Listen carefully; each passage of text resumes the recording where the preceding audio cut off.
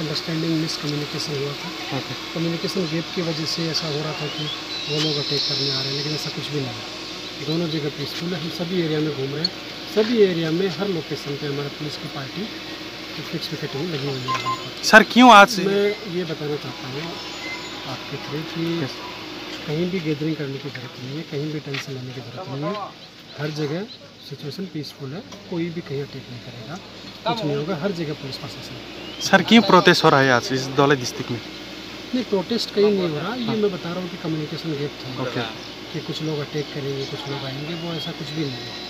उनको डर था कि आएंगे, इधर इस साइड से आ रहे हैं, इस साइड को डर था कि उस साइड से आ रहे हैं, लेकिन दोनों पार्टी से बात किया हमने, दोनों के साथ बैठा के बात कर लिया। अभी सभी लोग डिस्पर्स हो गए, आप भी देखा होगा। और डिस्पर्स हो जाएंगे। आप भी थोड़ा मीडिया के थ्रू बताओगे कि सभी लोग डिस्पर्स होकर अपने घर चले जाएंगे, सब पीसफुल है, सभी पुलिस का आदमी लगा।